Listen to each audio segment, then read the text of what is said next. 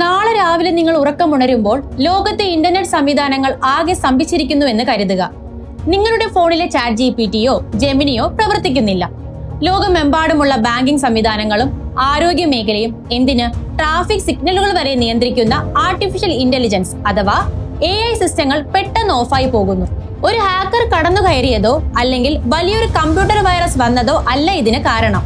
ലോകത്തെ ഏറ്റവും ആധുനികമായ ഭാവിയിലെ ദൈവമെന്ന് മനുഷ്യൻ വിശേഷിപ്പിക്കുന്ന ഈ സാങ്കേതിക വിദ്യ പെട്ടെന്ന് നിലച്ചുപോകാൻ കാരണം മിഡിൽ ഈസ്റ്റിലെ 39 കിലോമീറ്റർ മാത്രം വീതിയുള്ള വളരെ ചെറിയൊരു കടലെടുക്കാണെന്ന് പറഞ്ഞാൽ നിങ്ങൾ വിശ്വസിക്കുമോ?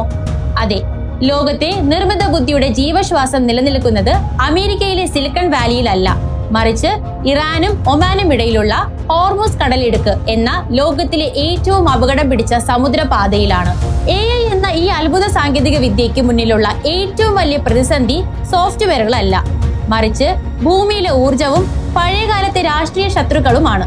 എന്തുകൊണ്ടാണ് ഹോർമുസ് കടലിടുക്കിൽ ഒരു പ്രശ്നമുണ്ടായാൽ ലോകത്തെ AI സംവിധാനങ്ങൾ മുഴുവൻ ഇരുട്ടിലാകുന്നത്? ശാസ്ത്ര ലോകത്തെയും ലോക സാമ്പത്തിക രംഗത്തെയും ഒരുപോലെ ഭയപ്പെടുത്തുന്ന ആ അദൃശ്യമായ ബന്ധത്തിന്റെ ചോരയുറയുന്ന യാഥാർത്ഥ്യങ്ങളിലൂടെ നമുക്കൊന്ന് സഞ്ചരിക്കാം. Welcome back to free shade stories.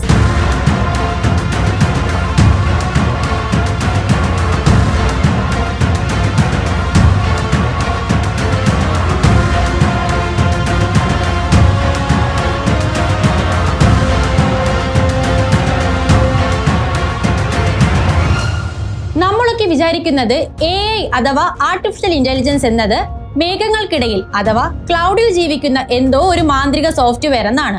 എന്നാൽ സത്യം അതല്ല. AI ജീവിക്കുന്നത് ഭൂമിയിലാണ്.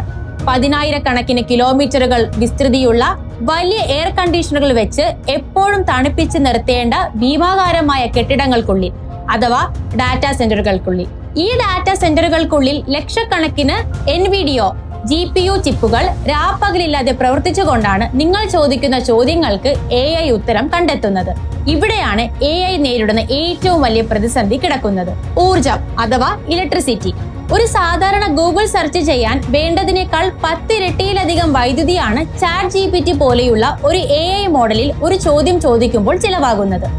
നമ്മൾ ഇന്ന് കാണുന്നതിനേക്കാൾ ബുദ്ധിയുള്ള AI മോഡലുകളെ പരിശീലിപ്പിച്ചെടുക്കാൻ മാസങ്ങളോളം ഈ കമ്പ്യൂട്ടറുകൾ പ്രവർത്തിക്കേണ്ടതുണ്ട്. ഒരു വലിയ രാജ്യം ഉപയോഗിക്കുന്ന അത്രയും വൈദ്യുതിയാണ് ഈ ഡാറ്റാ സെന്ററുകൾ ഇന്ന് കുടിച്ചു വറ്റിക്കുന്നത്. OpenAI CEO സാം ഓൾട്ട്മാൻ ഈ അടുത്ത് ലോകത്തിന് വലിയൊരു മുന്നറിയിപ്പ് നൽകിയിരുന്നു. നമ്മുടെ ഊർജ്ജ സ്രോതസ്സുകൾ തികയാതെ വരികയാണ്. AI വളർച്ചയ്ക്ക് ഇനി ആവശ്യമായ വൈദ്യുതി ഉൽപ്പാദിപ്പിക്കാൻ ഭൂമിക്ക് കഴിഞ്ഞില്ലെന്ന് വരാം. അപ്പോൾ ലോകത്ത് ഇന്ന് വൈദ്യുതി ഉൽപ്പാദിപ്പിക്കുന്നത് എങ്ങനെയാണ്? സോളാറും കാറ്റാടി യന്ത്രങ്ങളും ഉണ്ടെങ്കിലും ലോകത്തെ ഊർജത്തിന്റെ 60% ഇന്നും വരുന്നത് കൽക്കരി, പെട്രോളിയം, നാച്ചുറൽ ഗ്യാസ് എന്നിവ കത്തിച്ചുകൊണ്ടാണ്. ഈ എണ്ണയും ഗ്യാസും എവിടെ നിന്നാണ് വരുന്നത്?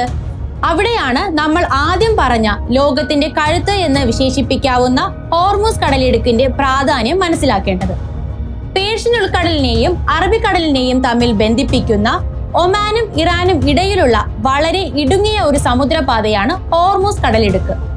ഗൾഫ് രാജ്യങ്ങളായ Saudi Arabia, UAE, Qatar, Kuwait, Iraq എന്നിവിടങ്ങളിൽ നിന്നുള്ള എണ്ണയും ഗ്യാസും ലോകത്തിന്റെ മറ്റ് ഭാഗങ്ങളിലേക്ക് പോകാൻ ഒരൊറ്റ വഴിയേയുള്ളൂ, ഈ ഹോർമുസ് കടലിടുക്ക്. ലോകത്തൊരു ദിവസം ഉപയോഗിക്കുന്ന എണ്ണയുടെ 20 മുതൽ 30% വരെ കടന്നു പോകുന്നത് വെറും 39 കിലോമീറ്റർ മാത്രം വീതിയുള്ള ഈ കടലിടുക്കിലൂടെയാണ്.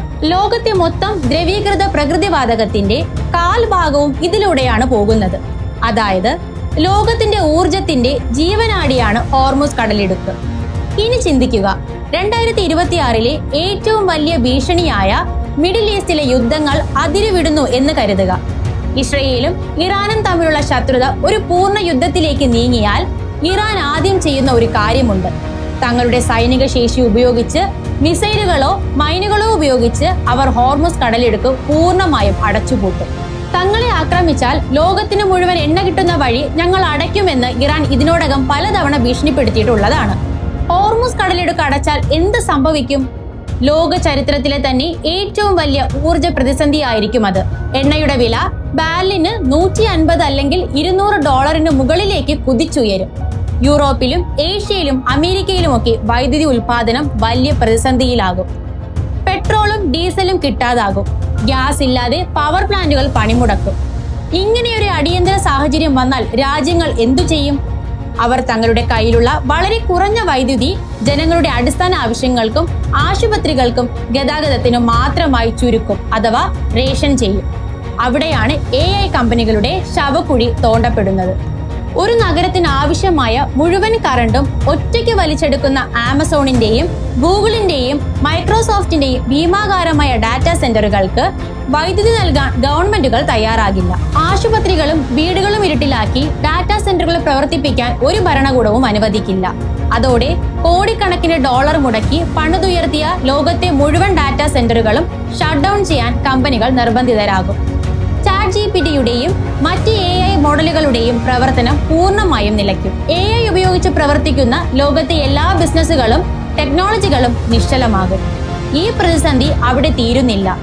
AI പ്രവർത്തിക്കണമെങ്കിൽ അതിന് NVIDIAയുടെ അത്യാധുനിക AI ചിപ്പുകൾ വേണം. ഈ ചിപ്പുകൾ ലോകത്ത് ഏറ്റവും കൂടുതൽ നിർമ്മിക്കുന്നത് തായ്വാനിലെ TSMC എന്ന കമ്പനിയാണ്. ഒരു AI ചിപ്പ് നിർമ്മിക്കാൻ വലിയ തോതിലുള്ള വൈദ്യുതി ആവശ്യമാണ്. തായ്വാൻ തങ്ങൾക്ക് ആവശ്യമായ എണ്ണയും ഗ്യാസും മുഴുവൻ ഇറക്കുമതി ചെയ്യുകയാണ്, അതും ഹോർമുസ് കടലിടുക്ക് വഴി. ഈ കടലിടുക്ക് അടഞ്ഞാൽ തായ്വാനിലെ ചിപ്പ് നിർമ്മാണം പൂർണ്ണമായും തടസ്സപ്പെടും. പുതിയ ചിപ്പുകൾ ഇല്ലാതെ ലോകത്ത് ഒരു AI കമ്പനികളും മുന്നോട്ടു പോകാൻ കഴിയില്ല.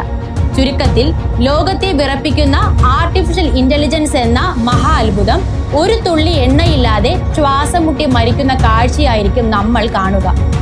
മനുഷ്യൻ ഇന്ന് വലിയൊരു മായയിലാണ് ജീവിക്കുന്നത്. നമ്മുടെ കയ്യിലുള്ള സാങ്കേതിക വിദ്യ ലോകത്തെ മുഴുവൻ കീഴടക്കുമെന്ന് നമ്മൾ വിശ്വസിക്കുന്നു. കോടിക്കണക്കിന് ഡോളറുകൾ നിക്ഷേപിച്ച് AI കമ്പനികൾ വലിയ സ്വപ്നങ്ങൾ കാണുന്നു. എന്നാൽ അവർ സൗകര്യപൂർവ്വം മറന്നുപോകുന്ന ഒരു സത്യമുണ്ട്. ഈ ആധുനിക സാങ്കേതിക വിദ്യയുടെ വേരുകൾ ഇന്നും കിടക്കുന്നത് ഭൂമിയിലെ പഴയകാല ഫോസിൽ ഇന്ധനങ്ങളിലാണ്. മിഡിൽ ഈസ്റ്റിലെ ഒരു ചെറിയ സമുദ്രപാതയിൽ രണ്ട് രാജ്യങ്ങൾ തമ്മിലുള്ള രാഷ്ട്രീയ ശത്രുതയുടെ പേരിൽ ഒരു മിസൈൽ പതിച്ചാൽ സിലിക്കൺ വാലിയിലെ കോടീശ്വരന്മാരുടെ AI സാമ്രാജ്യം ചീട്ടുകൊട്ടാരം പോലെ തകർന്നടിയും. നമ്മൾ കരുതുന്നത് പോലെ AI എന്നത് ഒരു മാന്ത്രിക വടിയല്ല, അതൊരു വലിയ യന്ത്രമാണ്. ആ യന്ത്രം പ്രവർത്തിക്കാൻ ഇന്ധനം വേണം. സോളാറും കാറ്റാടി യന്ത്രങ്ങളും കൊണ്ടൊന്നും AI-യുടെ ഭീമാകാരമായ വിഷപ്പടക്കാൻ കഴിയില്ല. ന്യൂക്ലിയർ എനർജി പോലെയുള്ള വലിയ ഊർജ്ജ സ്രോതസ്സുകൾ ലോകത്ത് പെട്ടെന്ന് ഉണ്ടായി വന്നില്ലെങ്കിൽ AI എന്ന ടെക്നോളജി സ്വയം നിലച്ചുപോകുന്ന ഒരു കാലം വിദൂരമല്ല. അതിനു മുൻപ് തന്നെ ഹോർമുസ് കടലിടുക്കിലെ പ്രശ്നങ്ങൾ AI-യുടെ കഴുത്തു ഞെരിക്കാൻ സാധ്യതയുണ്ട്. നമ്മുടെ ഭാവിയെ നിയന്ത്രിക്കാൻ പോകുന്ന AI എന്ന സാങ്കേതിക വിദ്യ പഴയകാലത്തെ യുദ്ധങ്ങളുടെയും എണ്ണയുടെയും മുൻപിൽ മുട്ടുകുത്തുന്നത് വല്ലാത്തൊരു വിരോധാഭാസമായി നിങ്ങൾക്ക് തോന്നുന്നില്ലേ? AI-യുടെ ഈ വലിയ ഊർജ്ജ പ്രതിസന്ധിയെ ലോകം എങ്ങനെ മറികടക്കുമെന്നാണ് നിങ്ങൾ കരുതുന്നത്? നിങ്ങളുടെ അഭിപ്രായങ്ങൾ താഴെ കമന്റ് ചെയ്യുക. ഈ വീഡിയോ നിങ്ങൾക്ക് ഇഷ്ടപ്പെട്ടാൽ ലൈക്ക് ചെയ്യാനും ഇത്തരം ശാസ്ത്ര രാഷ്ട്രീയ വിഷയങ്ങൾ താല്പര്യമുള്ള നിങ്ങളുടെ സുഹൃത്തുക്കളിലേക്ക് ഷെയർ ചെയ്യാനും മറക്കരുത്. ഇതുപോലെ കൂടുതൽ വിജ്ഞാനപ്രദവും ആവേശകരവുമായ വിവരങ്ങൾക്കും യഥാർത്ഥ ചരിത്ര കഥകൾക്കുമായി ഈ ചാനൽ സബ്സ്ക്രൈബ് ചെയ്യുക. സ്റ്റേ ട്യൂൺ വിത്ത് us.